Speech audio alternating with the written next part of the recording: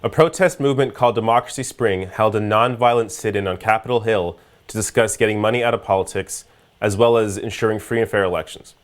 So there were over 400 arrests at this protest, which, according to The Intercept, is a massive number by Washington standards. So here we have a non-violent protest for a noble cause, keeping democracy free of corruption, free of big money interests, and of course the media talked all about this, right? No, they didn't. They didn't at all. So MSNBC and Fox News briefly mentioned this while it was happening on Monday. I have the clips here, and this is what they said. What?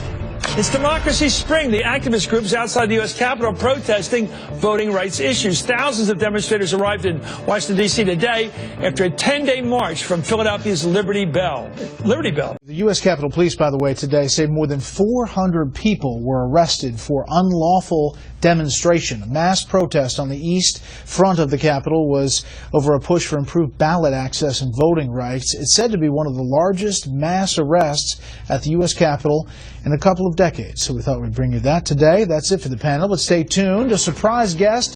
So MSNBC there discussed it for about 12 seconds, followed by Fox News discussing it for about 17 seconds. And even in that short time that they discussed it, they actually misrepresented what Democracy Spring was largely about. So this is from The Intercept. MSNBC and Fox News not only provided minimal coverage, but hosts on both networks misrepresented the protests, claiming they were narrowly focused only on voting rights issues. The focus on systemic political corruption, an issue that was widely criticized during the rally yesterday, was ignored. So that's weird. Why would large cable news organizations ignore one of the main points of Democracy Spring, which was to get big money out of politics? Comcast, parent company of MSNBC, is among the biggest spenders on political lobbying, and its senior management has raised thousands of campaign dollars for congressional Republicans and Hillary Clinton. Other broadcasting companies have lobbied in recent years against reforms that would diminish the role of big money in election campaigns, largely because the bulk of campaign funds are spent on television advertisements, a major source of revenue for television programs.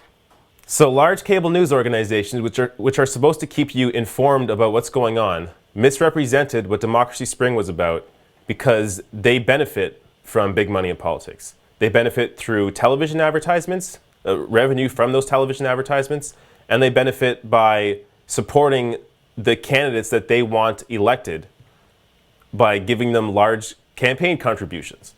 So this is why it's hard to trust mainstream media, because they are so ingrained in what has become the establishment politics that they simply won't tell you the full story unless they're forced to. So like Bernie Sanders has forced them to. So Bernie Sanders is really the only federal politician that I can name that has run for presidential office that has made campaign finance reform a central issue in his campaign. So that's something that they can't just ignore when he's out there on stage, in debates, in town halls, in interviews, discussing how big money influenced politics. So they have to show that. But when they don't have to show it, like when they're covering a protest, then they're not going to show it, because they don't want to energize people to these causes. And you can understand another reason why they didn't cover these protests as much is because it was nonviolent, to be honest. When people are violent, when there's clashes with police and there's riots, that gets coverage, that gets news coverage, and you actually hear about what the protest is about and what people are fighting for. When it's nonviolent, as it is here, you don't hear about it.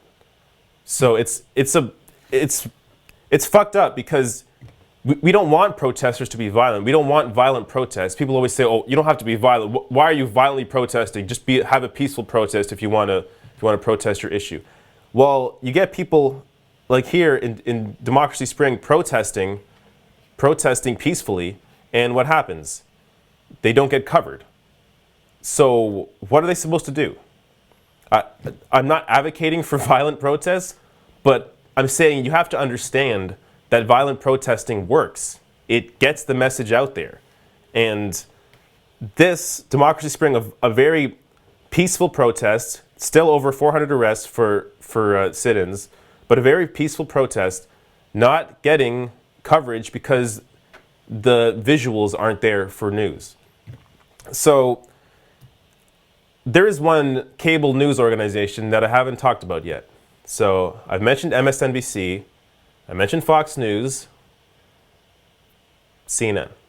So what was CNN doing while this was going on? For our viewers, just a couple of pictures of what looks like you eating the most enormous feast in the entire world. You wouldn't give me the pasta. You were holding it out on me. No, Then the guy portion- I was behind the counter controlling you. tried to take it. Controlling portion. I had a half of the sub, and I had the We don't call them pasta. subs, they're heroes.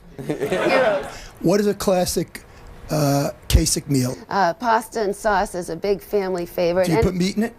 meatballs? Well, sometimes meatballs. I don't even know what to say to that. So that's CNN discussing what the Kasich family eats for dinner and whether they put meat in their pasta sauce, while there is a battle for democracy going on Capitol Hill. So I just hope that tonight during the Ted Cruz town hall with his family, that they ask Ted Cruz what his favorite cocktail is. What's your favorite cocktail? I'm a Scotch man. Scotch. Oh wait, that's actually happened before.